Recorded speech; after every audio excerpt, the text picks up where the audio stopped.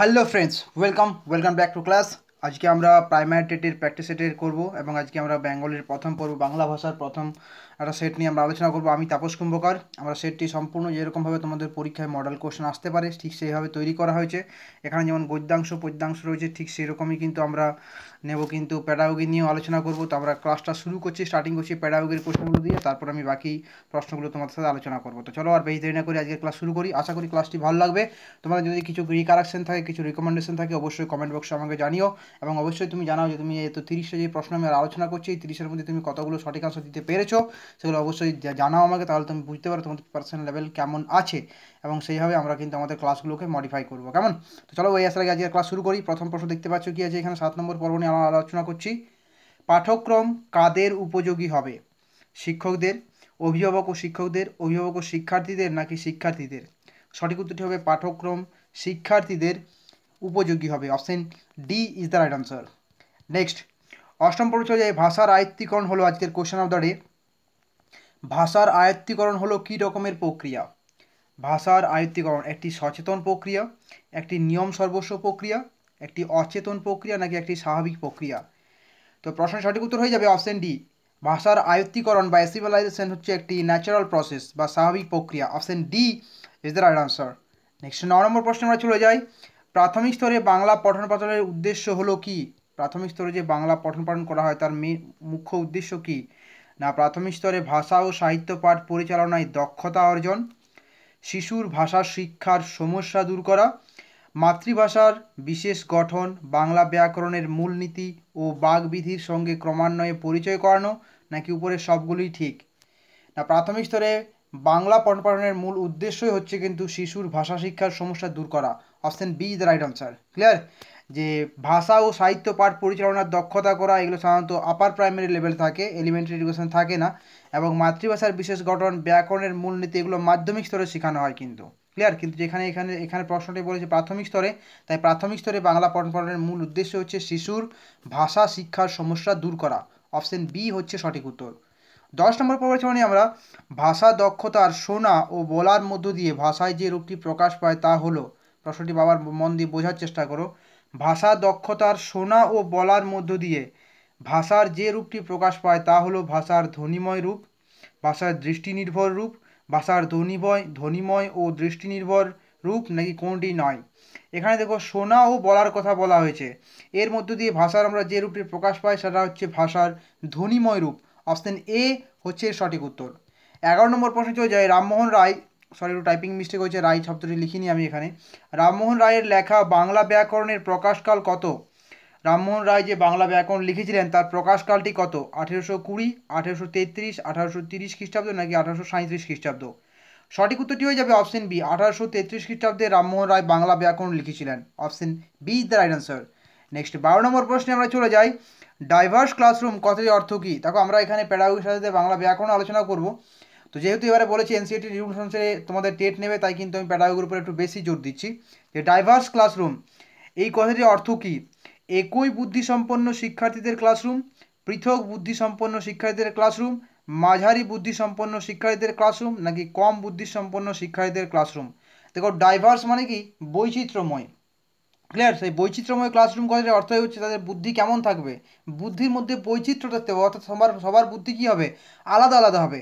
তাই সঠিক উত্তরটি কী হবে? না, অপশন বি, পৃথক বুদ্ধিসম্পন্ন শিক্ষার্থীদের ক্লাসরুমই হচ্ছে কিন্তু ডাইভার্স ক্লাসরুমের অর্থ। Option B the right answer. 13 নম্বর প্রশ্ন চলছে আমরা কথা বলার জন্য কেমন উচ্চারণ করতে হয়? কথা বলার জন্য কেমন উচ্চারণ করতে হয়? সুষ্ঠু উচ্চারণ, গম্ভীরভাবে উচ্চারণ, কৃত্রিমভাবে উচ্চারণ, নাকি দ্রুত উচ্চারণ? সঠিক উত্তর হবে কথা বলার জন্য আমাদেরকে সুষ্ঠুভাবে উচ্চারণ করতে হবে। Option A is the right answer. বাকি গম্ভীরভাবে কৃত্রিমভাবে এগুলো সাধারণত নাটকের সময় বিভিন্ন চরিত্র অনুযায়ী আমরা সেই উচ্চারণগুলো করি, এবং দ্রুত উচ্চারণ আমরা করতে থাকি ছড়া পড়ার সময়। 14 নম্বর প্রশ্নে আমরা চলে যাই। কোন পাঠে শিশু কিশোর শিক্ষার্থীরা নামতা মুখস্থ করে? আজকে আরও একটি কোশ্চেন বাড়ে।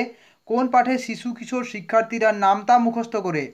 সাধনা পাঠে, ধারণা পাঠে, চর্বণা পাঠে, নাকি সমবেত পাঠে? সঠিক উত্তরটি হয়ে যাবে শিশু কিশোর শিক্ষার্থীরা স্কুলে বা বিদ্যালয়ে নামতা মুখস্থ করে সমবেত পাঠে, একসাথে সবাই পড়ার মাধ্যমে। Option D is the right answer. 15 নম্বর প্রশ্নে চলে যাই। শ্রবণ ভিত্তিক উপকরণের উপকরণ হলো যে টিএলএম আছে হিয়ারিং এর অর্থাৎ শ্রবণ ভিত্তিক উপকরণ কোনটি? অভিনয়, রেডিও, টেলিভিশন নাকি শিক্ষকের চার্টের বিবরণ দেওয়া? কম বেশি তোমরা সকলে সঠিক উত্তর পিক করেছো। শ্রবণ ভিত্তিক হচ্ছে রেডিও এবং টেলিভিশন শ্রবণ ও দৃষ্টি নির্ভর উভয় প্রকারের উপকরণ হচ্ছে টেলিভিশন। ক্লিয়ার? এবং শিক্ষকের চার্ট যদি বলা হয় সেটা কিন্তু মানে দৃষ্টি নির্ভর উপকরণ। 16 নম্বর প্রশ্নে আমরা চলে যাই। পিছিয়ে পড়া শিক্ষার্থীদের কি করা যাবে না? পিছিয়ে পড়া শিক্ষার্থীদের কি করা যাবে না? একেবারে ছেড়ে দেওয়া যাবে না, উপেক্ষা বা অবহেলা করা যাবে না, তাদের প্রতি কোনো দায়িত্ববোধ থাকবে না, নাকি তাদের উপেক্ষা না করে তাদের প্রতি মনোযোগী হতে হবে? পিছিয়ে পড়া শিক্ষার্থীদের কোনটা করা যাবে না? না করা যাবে না যেটা হচ্ছে সেটা হচ্ছে উপেক্ষা বা অবহেলা করা যাবে না। তাদেরকে কি করতে হবে? না করতে হবে তাদেরকে উপেক্ষা না করে তাদের প্রতি মনোযোগী হতে হবে। এটাই সঠিক উত্তর, কিন্তু তাদেরকে উপেক্ষা না করে তাদের প্রতি আমাদের বেশি করে মনোযোগী হতে হবে। কিন্তু এখানে প্রশ্নটি বলছে কোনটি করা যাবে না? না করা যাবে না, উপেক্ষা বা অবহেলা করা যাবে না তাদেরকে। ক্লিয়ার? তাই option B the right answer. Next, মধ্য ভারতীয় আর্য ভাষায় উত্তর পশ্চিমা উপভাষার নিদর্শন হলো। দেখো যখন বাংলা ব্যাকরণ পড়বে এক্স্যাক্টলি ঠিক সেই সময় বাংলা সাহিত্যের ইতিহাসও কিছুটা কিন্তু অ্যাড করে নিও তোমরা। ক্লিয়ার? তোমরা যখন বাংলা রেডি হচ্ছ ক্লাস 5 to 10 ইভেন 11-12 পর্যন্ত যে পাঠ্যাংশগুলো আছে সেগুলো পড়ো, সেগুলো থেকে প্রশ্ন আসতে পারে এবং তার সাথে যে সাহিত্যের ইতিহাস সেটাও কিন্তু কিছুটা ধারণা রেখো। মধ্য ভারতীয় আর্য ভাষার উত্তর পশ্চিমা উপভাষার নিদর্শন কোনটি? অশোকের শাহরাজগড়ি অনুশাসন, গিরনার অনুশাসন, কালসি অনুশাসন নাকি জৌগড় অনুশাসন? এগুলো একটা বিশেষ প্রকার উপভাষার এক একটা বৈশিষ্ট্য এবং নিদর্শন বলা যায়। তো সঠিক উত্তরটি প্রশ্নটা বন্ধুরা হয়ে যাবে অশোকের শাহরাজগড়ি অনুশাসন হচ্ছে মধ্য ভারতীয় আর্য ভাষার উত্তর পশ্চিমা উপভাষার নিদর্শন। ক্লিয়ার? মধ্য ভারতীয়, যদি ভারতের ম্যাপটা মনে করো, মধ্য ভারতীয় এখানে মানে মগধের শাসন ছিল সেই তৎকালীন সময়, এবং আর্য ভাষার উত্তর পশ্চিমা যদি বলা হয় না উত্তর পশ্চিমা এই অংশগুলোতে, সেটা হবে কিন্তু শাহ রাজগড়ি অনুশাসন সেই সময় দেখা গেছিল তাতে। নেক্সট 18 নম্বর পয়েন্টে চলে যাই। চলতি ভাষায় কয়টি রূপ প্রচলিত আছে? চলতি ভাষায় কয়টি রূপ প্রচলিত আছে? একটি, দুটি, দুইয়ের বেশি নাকি নানা রূপে প্রচলিত আছে? দেখো চলতি ভাষা স্থান কাল অনুসারে কিন্তু চলতি ভাষা বিভিন্ন রূপের হয়। তাই চলতি ভাষায় কয়টি রূপ আছে? না নানা রূপের সাথে প্রচলিত আছে। Option D is the right answer. Next 19 নম্বর প্রশ্নে আমরা চলে যাই। বাগাড়ম্বর শব্দটি সন্ধিবিচ্ছেদ করলে কি হবে? বাগাড়ম্বর শব্দটি সন্ধিবিচ্ছেদ করলে কি হবে? বাগা প্লাস আড়ম্বর, বাক প্লাস আড়ম্বর, বাগাড় প্লাস অম্বর নাকি বাঘ প্লাস আড়ম্বর? তো দেখো কোনো যখন আমরা যে বর্গগুলো পাই 5টা বর্গ, ক বর্গ, চ বর্গ, ত বর্গ, সন্ধি বর্গে সন্ধির নিয়ম অনুসারে বলা হয় যে যদি ক বর্গ, চ বর্গ, ত বর্গ এদের সাথে যদি অ বা আকার এই জাতীয় মানে ধ্বনি যদি যুক্ত হয় তখন সেই বর্গের তৃতীয় বর্ণটি প্রাধান্য পায়। যেমন এখানে ক আছে, তাই ক এর সাথে আ যখন যুক্ত তার তৃতীয় বর্ণ কী হবে? ক খ গ। ক্লিয়ার? ক খ গ হয় তো তৃতীয় বর্ণ, তাই এখানে বাগাড়ম্বর হয়েছে। সঠিক উত্তরটি হয়ে যাবে অপশন বি, বাক প্লাস আড়ম্বর, সেটা হচ্ছে বাগাড়ম্বর। Option B is the right answer. আমরা ডিটেল ক্লাস নিয়েও খুব শীঘ্রই আসি। আগে শুধুমাত্র তোমাদের প্রিপারেশন লেভেলটা জানার জন্য আমি সমস্ত বিষয়ের একটা একটা করে ক্লাস, একটা দুটো করে ক্লাস দিয়ে দিচ্ছি। তারপর আমরা ডিটেলস ক্লাসে অবশ্যই আসবো। নেক্সট 20 নম্বর পরে চলে যাই। অনায়াসে যা পাওয়া যায় এক কথায় তাকে কী বলে? অনায়াসে যাকে পাওয়া যায়, যা পাওয়া যায় তাকে আমরা কি বলি? সহজলভ্য, সুলভ, অনায়াসলভ্য নাকি অতিশয় লাভ? তো এই প্রশ্নটি, এই বাগধারাটি, এই যে এক কথায় প্রশ্ন আছে, এক কথা একটু ট্রিকি হিসাবে কিন্তু আমি প্রশ্নটি তুলেছি। কারণ অনায়াসে যা পাওয়া যায় তাকে আমরা বলি অনায়াসলভ্য। Option C the right answer. সহজলভ্য কাকে বলা হয়? না যে জিনিসটা লাভ করার জন্য আমাদের বেশি পরিশ্রম করতে হয় না, সেটা হচ্ছে কিন্তু সহজলভ্য। সুলভ বলতে বোঝানো হয় কোনটি? না যে জিনিসটি কি মানে ক্রয় করার সময় লাভজনক উপায় আমরা ক্রয় করতে পারি, সেটা হচ্ছে সুলভ কিন্তু। ক্লিয়ার? নেক্সট 21 নম্বর প্রশ্নে আমরা চলে যাই। বাংলা ভাষায় কিছু সমাসবদ্ধ শব্দ আছে যেগুলি বিশেষ অর্থে ব্যবহৃত হয়। আবার বলছি, কিছু সমাসবদ্ধ শব্দ আছে যেগুলি বিশেষ অর্থে ব্যবহৃত হয় এবং তাদের আর কোনো অর্থ নেই। সেই জাতীয় শব্দগুলোকে আমরা কি বলি? প্রত্যয় নিষ্পন্ন শব্দ, শব্দ দ্বৈত, বাগধারা নাকি প্রবাদ প্রচরণ? তো দেখো এদেরগুলোর মধ্যে যে অপশান আছে তার মধ্যে একমাত্র বাগধারাই হচ্ছে কিন্তু সমাসবদ্ধ পদ এবং তাদেরকে আমরা একটা বিশেষ অর্থে কিন্তু ব্যবহার করি। তাই সঠিক উত্তরটি হয়ে যাবে কি? অপশন সি, বাগধারা ইজ দ্য রাইট আনসার। তো ক্লিয়ার? এই ছিল প্যারাগ্রাফ এবং ব্যাকরণের প্রশ্ন। এরপর চলো আমরা যে আমাদের তোমার কি নাম যে পাঠ্যাংশ নিয়ে যে রিলেটেড প্রশ্ন থাকে সেগুলো নিয়ে আমি আলোচনা করছি। আগে পাঠ্যাংশটি পড়ে নাও, ধৈর্য দিয়ে পড়ো, কিন্তু টাইম লাগবে তোমাদের। বাজারে ঢুকিবার মুখে একটি ভিখারিণী ভিক্ষা করিতে বসে। বয়স তাহার বেশি নয়, দেহের বাঁধনীয় বেশ আছে, কিন্তু একটি পায়ে হাঁটুর হইতে নিচের পায়ের পাতা পর্যন্ত তাহার থকথকে তৈলাক্ত ঘা। এই ঘায়ের জোরে সে ভিখুর চেয়ে বেশি রোজগার করে, সেই জন্য ঘাটিকে বিশেষ যত্নে সারিতে দেয় না। ভিখু মধ্যে মধ্যে গিয়া তাহার কাছে বসে, বলে ঘাটি সারব না লয়? ভিখারিণী বলে, খুব ওষুধ দিলে এখনই সারে। ভিক্ষু সাগ্রহে বলে, সারা তবে? ওষুধ দিয়ে চটপট সারাই আলো। ঘা সারলে তোর তো আর ভিক মাগিতে আইব না, জানোস? আমি তোরে রাখুম, আমি থাকলি তো। নেক্সট চলে যাই আমরা পরের। আমি থাকলি তো কেন থাকবি না কেন? খাওয়ামু পরামুখ আরামে রাখুম, পায়ের পরনি পা দিয়া গাঁট হইয়া বইয়া থাকবি, না করস তুই কিয়ের লাগে? এই হচ্ছে আজকের পাঠ্যাংশ। এই পাঠ্যাংশটা তোমরা যদি পড়তে চাও, ক্লিয়ার, এটা খুব মন দিয়ে তোমরা একটু পজ করে একটু পড়তে পারো, এবং পড়ার পরে এই প্রশ্নগুলো পড়ো কিন্তু, কারণ এই জাতীয় প্রশ্ন মানে উত্তর দেওয়ার জন্য পাঠ্যাংশটা কিন্তু ভালোভাবে পড়া অত্যন্ত আবশ্যক। এখানে প্রশ্ন কী আছে দেখো, আলোচ্য রচনাটিতে ভাষার কোন রীতি প্রাধান্য পেয়েছে? সাধু ভাষা, সাধু ভাষার সঙ্গে আঞ্চলিক ভাষার মিশ্রণ, চলিত ভাষা নাকি সাধু ভাষার সঙ্গে কথ্য ভাষা? পড়াটি পড়লে তোমরা, পড়াটি পড়ে অবশ্যই বুঝতে পেরেছো যে এর সাথে সাধু ভাষা যেমন আছে ঠিক সেই রকম তার সাথে কিছু কথ্য ভাষা অ্যাড করা হয়েছে, চলিত ভাষা অ্যাড করা হয়নি বা আঞ্চলিক ভাষা অ্যাড করা হয়নি। তাই সঠিক উত্তরটি হয়ে যাবে কি না, সাধু ভাষার সঙ্গে কথ্য ভাষা। Option D is the right answer. Next পরের প্রশ্নে আমরা চলে যাই। আলোচ্য রচনাটি কোন যুগের রচনা? এই যে রচনাটি হয়েছে, এই রচনাটি কোন যুগের? ঊনবিংশ শতাব্দী, বিংশ শতাব্দী, সপ্তদশ শতাব্দী নাকি দ্বাদশ শতাব্দী?